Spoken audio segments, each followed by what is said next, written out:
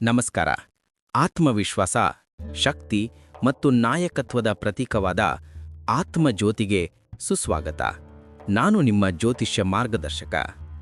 ಸಿಂಹರಾಶಿಯ ಪ್ರೀತಿಯ ಬಂಧುಗಳೇ, ನವೆಂಬರ್ 2025 ನಿಮ್ಮ ಜೀವನದಲ್ಲಿ ವೃತ್ತಿ ಕ್ಷೇತ್ರದಲ್ಲಿನ ಸ್ಥಾನಮಾನ ಮತ್ತು ಆರ್ಥಿಕ ಯಶಸ್ಸಿಗೆ ಮಹತ್ವದ ತಿರುವು ನೀಡುವ ತಿಂಗಳು. ನಿಮ್ಮ ರಾಶಿಯ ಅಧಿಪತಿ ಸೂರ್ಯನು ಈ ತಿಂಗಳು ನವೆಂಬರ್ನಲ್ಲಿರುವ ಸ್ಥಾನವನ್ನು ಉಲ್ಲೇಖಿಸಿ, ಉದಾಹರಣೆ 4ನೇ ಮನೆಯಲ್ಲಿ ಸಂಚರಿಸುವುದರಿಂದ ನಿಮ್ಮ ಕುಟುಂಬ ಮತ್ತು ವೃತ್ತಿ ಜೀವನದ ಮೇಲೆ ಹೆಚ್ಚಿನ ಪರಿಣಾಮ ಬೀರುತ್ತದೆ. ಮತ್ತೊಂದೆಡೆ ನಿಮ್ಮ 9ನೇ ಮನೆಯಲ್ಲಿರುವ ಗುರು ರಾಹುವಿನ ಸಂಯೋಗವು ಭಾಗ್ಯಸ್ಥಾನ, ದೂರದ ಪ್ರಯಾಣಗಳು, ಉನ್ನತ ಶಿಕ್ಷಣ ಮತ್ತು ಅದೃಷ್ಟದ ಮೇಲೆ ಹೇಗೆ ಪ್ರಭಾವ ಬೀರಲಿದೆ. ಈ ತಿಂಗಳು ನೀವು ಎಲ್ಲಿ ಎಚ್ಚರ ವಹಿಸಬೇಕು ಮತ್ತು ನಿಮ್ಮ ಯಶಸ್ಸಿಗೆ ಯಾವ ಮಾರ್ಗ ಅನುಸರಿಸಬೇಕು, ಈ ಎಲ್ಲದರ ಸಂಪೂರ್ಣ ಮತ್ತು ಗುಪ್ತ ವಿಶ್ಲೇಷಣೆ ಇಲ್ಲಿದೆ. ಪ್ರಮುಖ ಗ್ರಹಗತಿ ಮತ್ತು ವಿಶ್ಲೇಷಣೆ. ಸಿಂಹರಾಶಿಯವರೇ, ನವೆಂಬರ್ ತಿಂಗಳು ನಿಮ್ಮ ಅದೃಷ್ಟ ಮತ್ತು ಮಹತ್ವಾಕಾಂಕ್ಷೆಗಳು ಉನ್ನತ ಮಟ್ಟದಲ್ಲಿರುತ್ತವೆ.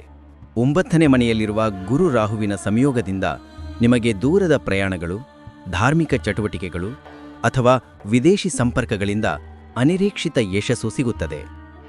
ಶನಿ ಗ್ರಹವು 7ನೇ ಮನೆಯಲ್ಲಿ ಸಪ್ತಮ ಭಾವ ಸಂಚರಿಸುವುದರಿಂದ ನಿಮ್ಮ ವೈವಾಹಿಕ ಜೀವನ ಮತ್ತು ವೃತ್ತಿಪರ ಪಾಲುದಾರಿಕೆಗಳಲ್ಲಿ ನೀವು ಗಂಭೀರತೆ ಮತ್ತು ಶಿಸ್ತನ್ನು ಕಾಪಾಡಿಕೊಳ್ಳಬೇಕು.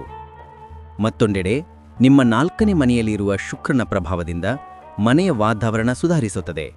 ಆದರೆ ಅತಿಯಾದ ಆತ್ಮವಿಶ್ವಾಸದಿಂದ ಪಾಲುದಾರರ ಭಾವನೆಗಳನ್ನು ನಿರ್ಲಕ್ಷಿಸಬೇಡಿ. ವೃತ್ತಿ, ವ್ಯವಹಾರ ಮತ್ತು ಸ್ಥಾನಮಾನ, ಕರಿಯರ್ ಆ್ಯಂಡ್ ಸ್ಟೇಟಸ್.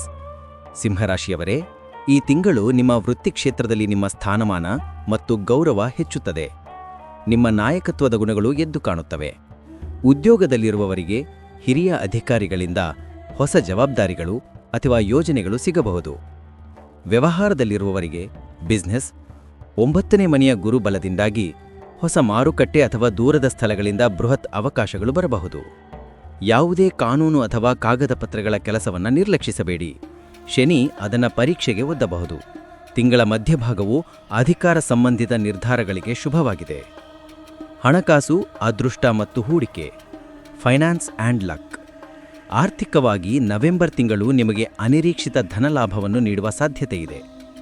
ಭಾಗ್ಯಸ್ಥಾನವಾದ 9ನೇ ಮನೆಯ ಬಲದಿಂದಾಗಿ ನಿಮ್ಮ ಅದೃಷ್ಟವು ನಿಮಗೆ ಹಣಕಾಸಿನ ವಿಚಾರದಲ್ಲಿ ಬೆಂಬಲ ನೀಡುತ್ತದೆ. ಹೂಡಿಕೆಗಳ ವಿಷಯದಲ್ಲಿ ದೂರದ ಹೂಡಿಕೆಗಳು ಅಥವಾ ವಿದೇಶಿ ಕರೆನ್ಸಿಗಳಲ್ಲಿ ಹೂಡಿಕೆ ಮಾಡುವುದು ಲಾಭಕರವಾಗಬಹುದು. ಆದರೆ ರಾಹುವಿನ ಪ್ರಭಾವದಿಂದಾಗಿ ಯಾವುದೇ ಹೂಡಿಕೆಯಲ್ಲಿ ಅತಿಯಾದ ರಿಸ್ಕ್ ತೆಗೆದುಕೊಳ್ಳುವ ಮೊದಲು ಸೂಕ್ತ ಸಲಹೆ ಪಡೆಯಿರಿ. ಈ ತಿಂಗಳು ಸಾಲ ಮರುಪಾವತಿ ಮಾಡಲು ಅಥವಾ ದೊಡ್ಡ ಮೊತ್ತದ ಹಣವನ್ನು ಉಳಿಸಲು ಸಾಧ್ಯವಾಗುತ್ತದೆ. ಸಂಬಂಧಗಳು ಮತ್ತು ಪ್ರೀತಿ, ರಿಲೇಷನ್ಶಿಪ್ಸ್ ಆ್ಯಂಡ್ ಲವ್. ಸಂಬಂಧಗಳ ವಿಚಾರದಲ್ಲಿ ಈ ತಿಂಗಳು ಸಮತೋಲನ ಮತ್ತು ಶಿಸ್ತು ಅಗತ್ಯ.